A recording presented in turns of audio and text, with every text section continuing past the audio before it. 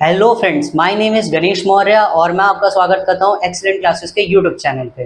अभी तक हमारी क्लास 11th की केमिस्ट्री शुरू हो चुकी है, जिसमें हमारे 3 लेक्चर्स हो चुके हैं। आज हमारा 4th लेक्चर है, जिसमें हमने 3 लेक्चर्स के अंदर क्या समझा। फर्स्ट लेक्चर के हमने समझा कि केमिस्ट्री के अंदर हमारे क्या क्या स्कोप्स है। अगर जो आप केमिस्ट्री के अंदर अपने फ्यूचर को देखते हैं तो आप उसके अंदर वो लेक्चर जा करके देख सकते हैं, जो कि हमारा फर्स्ट लेक्चर था, जिसके अंदर हमने क्या जाना, केमिस्ट्री के स्कोप्स के बारे में जाना कि हमारी केमिस्ट्री कहाँ कहाँ पर यूज होती है और कहाँ कहाँ पर डेली लाइफ में है। सेकंड लेक्चर के हमने मैटर्स के बारे में समझा। मैटर्स को बिल्कुल बेसिक लेवल से कवर किया गया, बिल्कुल बेसिक। और फिर सेकंड लेक्चर के अंदर हमने केमिकल प्रॉपर्टीज और फिजिकल प्रॉपर्टीज को समझा। फिर थर्ड लेक्चर के अंदर हमने फंडामेंटल यूनिट्स के बारे में समझा, एसआई यूनिट्स के बारे में समझा, और फिर उसके बाद हमारी डेराइव्ड यूनिट्स के बारे में हमने समझा, और डेराइव्ड यूनिट्स के बाद यूनिट कंजर्वेशन को समझा। जैसे आप मीटर को सेंटीमीटर में कैसे लेके आते हैं, सेंटीमीटर को मीटर में कैसे लेकर के आते हैं, उसकी पूरी की पूरी जो हमारी टेबल थी वो हमने आपको पिछले लेक्चर में मैंने आपको दे दी थी। आपको उसी यूनिट को समझते हुए आपको अपने कंजर्वेशंस को करना है केमिस्ट्री के अंदर। जो आपको कंजर्वेशंस को करना है वो जनरली जो हमारी फंडामेंटल यूनिट्स होती हैं, हमें उन्हीं के अंदर उनको कन्वर्ट करके करना होता है, तभी आपका आंसर सही आएगा पेपर के अंदर। अगर जो आपने एग्जाम के अंदर उस चीज को गलती करी तो इसकी वजह से आपको क्या होगा, बहुत ज्यादा आपका क्वेश्चन गलत हो जाएगा, और क्वेश्चन गलत हुआ तो आपके मार्क्स भी कट हो जाएंगे। तो आज के लेक्चर में हमें सम फिजिकल क्वांटिटीज के बारे में समझना है। हम सारी फिजिकल क्वांटिटीज को कवर तो नहीं कर सकते, पर जो हमारी केमिस्ट्री के अंदर जो यूज होने वाली क्वांटिटीज हैं हम उसको समझेंगे आज, जो कि हमारी बेसिकली 4 टाइप की क्वांटिटीज हैं। पहली मास और वेट, फिर डेंसिटी, वॉल्यूम। वॉल्यूम पहले समझेंगे, फिर डेंसिटी, और डेंसिटी के बाद एक लास्ट यूनिट आती है टेम्परेचर। इन यूनिट्स को केमिस्ट्री में सबसे ज्यादा यूज करा जाता है और इन्हीं के ऊपर ही केमिस्ट्री के अंदर चेंजेस भी होते हैं। ठीक, तो आज हम इस लेक्चर को शुरू करते हैं। चलिए, जो हमारे पिछले लेक्चर में हमने देखा था उसमें हमने फर्स्ट जो हमने समझा था, मैंने आपको बताया कि फंडामेंटल्स के बारे में समझा, यूनिट्स के बारे में, डेराइव्ड यूनिट्स के बारे में समझा, और यूनिट कंजर्वेशन के बारे में समझा। आज जो हमें समझना है वो सम फिजिकल क्वांटिटीज के बारे में हमें समझना है। अब सम फिजिकल क्वांटिटीज में फर्स्ट जो हमारा मास और वेट। अब मास और वेट को जनरली बच्चे क्या कर देते हैं, एक ही मान लेते हैं। जो हमारा मास होता है और जो हमारा वेट होता है,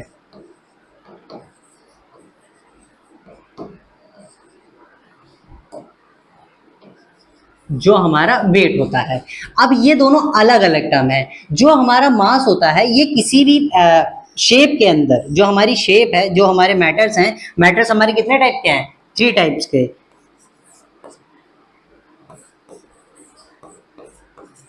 3 टाइप्स के कौन से, सॉलिड, लिक्विड और गैस। ये हमने समझा था। तो अब हमारे मैटर्स किससे बने होते हैं, पार्टिकल से बने होते हैं। Matters are made up of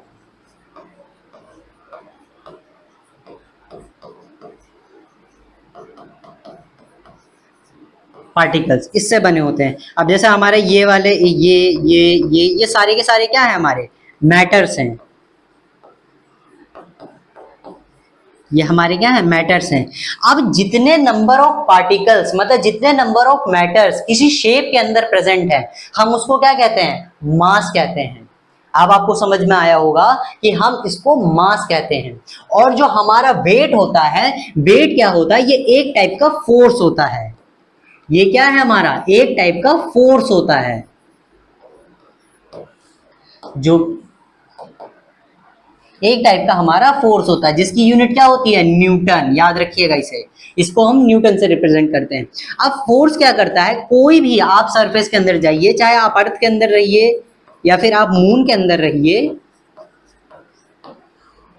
moon के अंदर रहिए, चाहे आप मार्स पे चले जाइए, आपका वेट हमेशा वेरी करेगा। क्यों करेगा, क्योंकि जो फोर्स होता है वो अलग अलग जगह पे अलग अलग तरीके से एक्ट करता है। अब जो हमारा फोर्स है, अब ये किस टाइप का फोर्स होता है, जब हमारी कोई भी बॉडी होती है, यहाँ पर m1 जो मास होता है, तो एक हमारी ग्रेविटेशनल फोर्स लगती है। हम जब ग्रेविटी के अंदर रहते हैं तो हमारी ग्रेविटेशनल फोर्स लगती है, तो mg जो है वो फोर्स होती है हमारी। जी जो है यहाँ पर वो एक एक्सेलरेशन है। मैं आपको बता दूं, ये आपकी फिजिक्स में डिटेल में है। जो जी है वो क्या है, एक टाइप का एक्सेलरेशन है, जो कि आपने क्लास 9th में पढ़ा होगा, जो कि क्या करती है, अर्थ हमारे हमारे बॉडी के अंदर लगाती है एक एक्सेलरेशन, और कुछ हमारा मास होता है। तो ये क्या करेगा, अलग अलग जगह पे ये अलग अलग जो ग्रेविटेशनल फोर्स होता है ये वेरी करता है।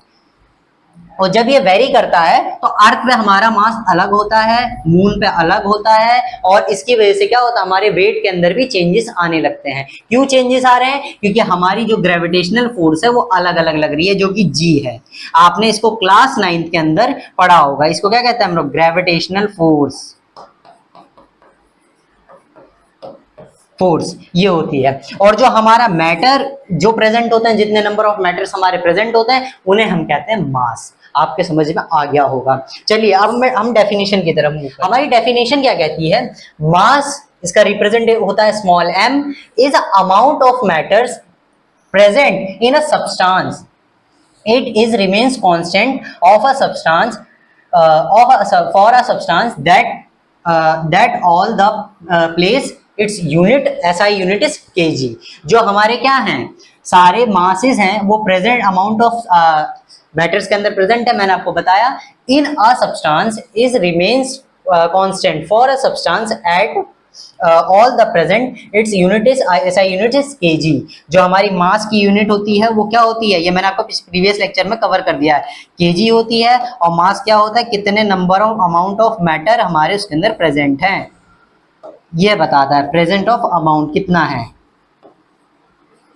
ठीक है, ये हमें बता रहा है। और जिसकी यूनिट क्या होती है हमारी, kg होती है। But laboratories using the gram, वो क्या करते हैं, लेबोरेटरीज जो हमारी लैब्स के अंदर यूज किया जाता है वो ग्राम को यूज किया जाता है। ग्राम कुछ और नहीं है, जो हमारी केजी यूनिट को डिफाइन किया गया है उसी यूनिट को हमने क्या करा है, छोटा करा है। जब हम किसी यूनिट को छोटा करते हैं तो उसका हम कन्वर्जन करते हैं। तो 1 kg को जो हमारे साइंटिस्ट ने डिफाइन किया है 1000 ग्राम के अंदर उसे डिफाइन किया गया है। ठीक है, आपको डाउट नहीं होगा, ये रहा कि 1 kg को किसके अंदर, 1000 ग्राम के अंदर डिफाइन। इस use the analytical balancing of electrical balance is use of the measurement of the masses of substance. ये हमें बता रहा है कि हम जब वेट अपना मेजर करते हैं किसी भी, तो हम इलेक्ट्रिकल मशीन्स के अंदर और जो हमारे मासेस हैं और जो मशीन्स हैं और जो नॉर्मल हमारे जो एनालिटिकल मेजरमेंट सिस्टम होता है उसके अंदर हम इसे मेजर करते हैं। अब जो हमारे एनालिटिकल मेजरमेंट सिस्टम कौन से हैं, जैसे कि आपके घर में गैस सिलेंडर आता होगा तो गैस सिलेंडर वाला एक स्प्रिंग टाइप का मेजरमेंट सिस्टम लेके रखता है। आपके अंदर उसको थोड़ा नोटिस करना, उसके अंदर एक स्प्रिंग लगी होती है, वो कैसा होता है, एनालिटिकल होता है, जो कि उसने खुद बनाया हुआ होता है। और एक होता है इलेक्ट्रिकल, जो कि हमें डिजिटली दुकान पे मिल जाता है, जिसके अंदर हम अपना रियल मेजरमेंट वेट करते हैं। अब आपके एक डाउट आ रहा होगा कि हमारा जो मेजरमेंट सिस्टम है वो तो हमें केजी में यूनिट दे देता है और वो हमारा वेट मेजर करता है, पर हमारी जो यूनिट है वेट इसकी यूनिट तो न्यूटन है। इसकी यूनिट तो न्यूटन है, क्यों, क्योंकि ये एक टाइप का फोर्स है। पर हमें जो मिलती है वहां पर इलेक्ट्रिकल, जब हम उसको तौलते हैं, इलेक्ट्रिकल यूनिट को हम तौलते हैं, जब उसे हम मेजर करते हैं, इलेक्ट्रिकल जो हमारा वो होता है सिस्टम, इलेक्ट्रिकल जब हमारा वो सिस्टम होता है उसके अंदर हम क्या करते हैं, उसको हम करते हैं कन्वर्ट। जो हमारा जो मशीन होती है मेजर करने वाली, वो क्या करती है, हमें कन्वर्ट करके हमें केजी में बताती है। हमारी यूनिट इसके अंदर ही होती है, फोर्स के अंदर। अब हर उसका अलग अलग कैलकुलेशन होता है। तो आपकी जो वेटिंग मशीन है यहाँ पर आप देखते हैं, जिससे आप वेट को मेजर करते हैं, तो उसके अंदर क्या होगा, आपका अर्थ पे तो बिल्कुल सेम आएगा, जो आपका अर्थ है बिल्कुल सेम आएगा। पर अगर जो आप वहां पर मास को मेजर करेंगे वो भी सेम आएगा अर्थ के अंदर। पर ये क्या करेगा, अगर जो आप इसको मून पे लेकर के जाएंगे तो ये वेरी नहीं करेगा, ये वेरी नहीं करेगा। पर जो हमारा वेट है वो वेरी कर जाएगा। आपको पता लग गया होगा कि मास और वेट के अंदर क्या डिफरेंस होता है, आपको क्लियरिटी मिल गई होगी कि हमारी जो इलेक्ट्रिकल, सबसे ज्यादा डाउट जो बच्चों को बनता है कि जब हम अपने घर में मेजरमेंट करते हैं वो तो हमें केजी में दिखाता है, मतलब हमारे मास को बताता है, पर वो मास को नहीं बताता, वो आपको कन्वर्ट करके बताता है, क्योंकि वो इलेक्ट्रिकली उसको मतलब कंप्यूटर के थ्रू उसे डिजाइन किया जाता है और उसके अंदर चिप्स होती हैं, ट्रांजिस्टर्स होते हैं, जिसकी मदद से क्या होता है, डिफाइन होती है, और डिफाइन करके वो आपको केजी के अंदर कन्वर्ट करके करके देता है, जिससे आपका वेट हो गया 45, 60, 25, जो भी आपका वेट हो वो मेजर करके आपको बताता है। तो वो क्या करता है, वो कन्वर्ट करता है। अब चलिए नेक्स्ट यूनिट की तरफ हम बढ़ते हैं। नेक्स्ट यूनिट जो हमारी वेट है, मैंने आपको बता ही दिया कि वेट क्या है, is a force extracted by the gravity, जो ग्रेविटी हमारी तरफ फोर्स एक्सट्रैक्ट करती है और ऑन एन ऑब्जेक्ट, वो क्या करती है, एक ऑब्जेक्ट के पर लगती है। ऑब्जेक्ट मतलब जो हमारा पार्टिकल है, जो हमारा मास है, उसके ऊपर लगाया लगती है। और various from the place to place due to the change in a gravity, जो हमारी ग्रेविटी है वो प्लेस टू प्लेस चेंज करती है। मैं आपको एक फैक्चुअल डाटा बताऊं, हमारे अर्थ के अंदर ही हमारी ग्रेविटी वेरी करती है। हमारी मून के जो हम किसी माउंटेन पे जाते हैं वहां पर हमारी ग्रेविटी अलग एक्ट करती है। अगर जो हम किसी अलग कंट्री के अंदर जाए वहां पर भी हमारी ग्रेविटी एक्ट करती है। पर जो हमारा एक्सेलरेशन है, हमने उसको क्या माना है, उसको एक एवरेज माना है कि हमें इतना एवरेज चाहिए, तो जिससे हम इससे हम अपनी कैलकुलेशंस को कर पाएं, जो कि हमने क्या रखा है, 9.8 रखा है मीटर सेकेंड स्क्वायर। हमने ये रखा है अपना एक मेजरमेंट, जिससे हम क्या करेंगे, ये हमारी जी की वैल्यू है, इसको ध्यान रखिएगा, ये जी की वैल्यू है जिससे हम कैलकुलेशंस को करते हैं। ये कैलकुलेशन आपने क्लास 9th के अंदर भी करी होंगी, ठीक है, और वो हमारी मेजर करती है। मैंने आपको बताया W is equals to mg, और m क्या है, हमारा मास, g है हमारा ग्रेविटी। ये आपको समझ में आएगा। ग्रेविटी की वैल्यू यहाँ पर मैंने आपको बता दी, ये हमारी ग्रेविटी की वैल्यू जिसकी एक यूनिट है। अब आता है वॉल्यूम। वॉल्यूम क्या होता है, वॉल्यूम एक किसी भी कंटेनर की कैपेसिटी को बताता है। आपको आपसे अगर जो कोई वॉल्यूम पूछे कि वॉल्यूम क्या है, तो वॉल्यूम क्या करता है, किसी भी कंटेनर की कैपेसिटी कितनी है, कि वो कितनी चीजों को गेन कर सकता है, वो हमारा बताता है वॉल्यूम। इसलिए आपसे आपने वॉल्यूम के क्वेश्चंस भी मैथ्स में सॉल्व करे होंगे मेंसुरेशन चैप्टर के अंदर, तो वही सेम वॉल्यूम है, कोई डिफरेंस नहीं। पर हमारी केमिस्ट्री के अंदर इसको डिटेल में यूज किया जाता है। जैसे मिली में हम कई कंपाउंड्स को जो होते हैं काफी लार्ज वेरिएंट अपना शो करते हैं, अगर जो उनकी रिएक्शंस हो तो काफी लार्ज वे में चले जाता है। तो जब लार्ज वे में जाता है तो हमें क्या करना पड़ता है, क्वांटिटीज को कम करना पड़ता है। अब क्वांटिटीज को हम म्यू में लेकर के जाते हैं, एंस्ट्रॉम में लेकर के जाते हैं, तो ये सारी की सारी कन्वर्जन करते हैं हम। अब ये कन्वर्जन कैसे करी जाती है, ये मैंने आपको प्रीवियस लेक्चर में बता दिया, आप जाकर के उसे देखिए, तभी आपको ये समझ में आ पाएगा। वॉल्यूम क्या है, तो space occupy of the matter. Matter क्या करता है, कितना ऑक्यूपाई स्पेस कर सकता है, मतलब ये कंटेनर है हमारा, अब इसके अंदर कितना मैटर आ सकता है। मैटर मतलब इसकी कैपेसिटी ही बताएगा एक हिसाब से, अब कितना मैटर इसके अंदर आ सकता है ये बता रहा है। Usually the by the liquid और गैसेस के लिए हम यूज करते हैं, क्योंकि सॉलिड का हमेशा वॉल्यूम डिफाइंड होता है। ये हो गया, इट्स कॉल्ड वॉल्यूम, ये हम इसे हम वॉल्यूम कहते हैं। वॉल्यूम क्या होता है, हमारा लेंथ का क्यूब होता है। लेंथ का क्यूब क्यों होता है, ये आपका थोड़ा मैथमेटिकल टर्म हो जाएगा। जैसे हम स्क्वायर एरिया की बात करते हैं तो हम वहां पर स्क्वायर्स की बात करते हैं, थोड़ा मैथ्स का टर्म है ये, कि हम इसके अंदर स्क्वायर यूनिट की बात करते हैं। जैसे आपने मीटर स्क्वायर पढ़ा होगा, तो आपने मीटर स्क्वायर में क्या चीज देखी है, जो हमारा मेजरमेंट होता है वो एरिया, हम अंदर की चीज को देखते हैं कि कितनी, टाइल वाले क्वेश्चन सबसे ज्यादा फेमस होता है कि कितनी टाइल यहाँ पर लगेंगी या फिर कितना पेंट होगा, ये तो ये वाला पार्ट क्या होता है हमारा सारा का सारा, इसमें हम एरिया की बात करते हैं। पर अगर जो मैं इसको 3D शेप में ले लूं,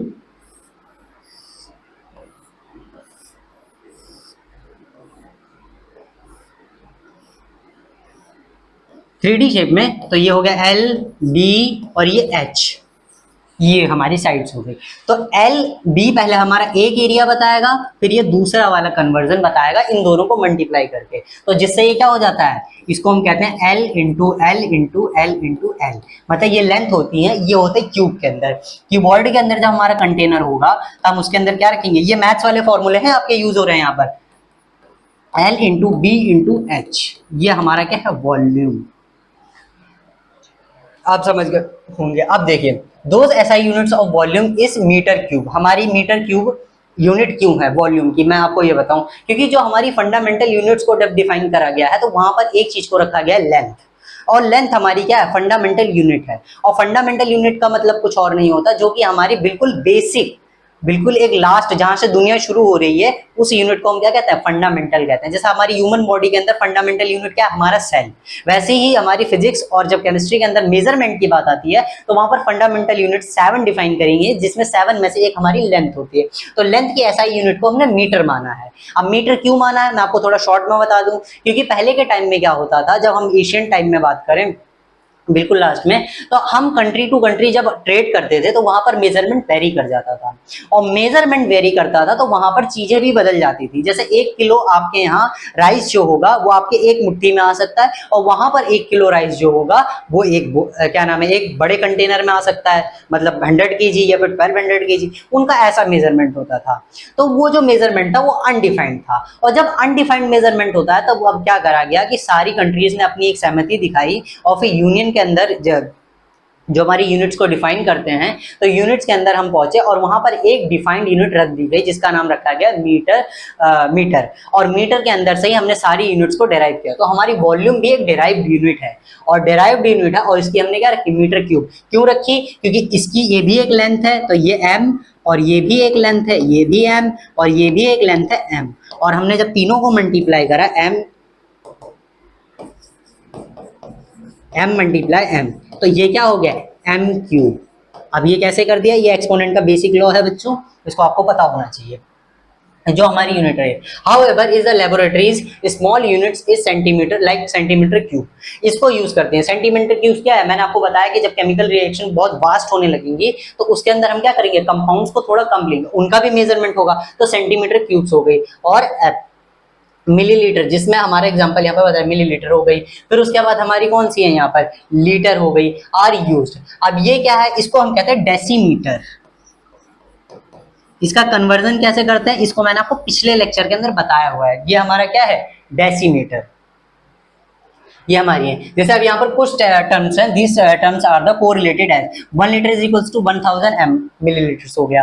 फिर उसके बाद जो हमारा कन्वर्जन सेंटीमीटर के अंदर जाए तो भी हमारा ये सेम होता है, पर ये सेम नहीं होता जब लीटर और मास का कंजर्वेशन होता है। यहाँ पर लीटर और मास का, तो इसके अंदर क्या होता है, थोड़ा सा वेरी आ जाता है बच्चों। जैसे 1 लीटर इज इक्वल्स टू क्या हो जाता है यहाँ पर,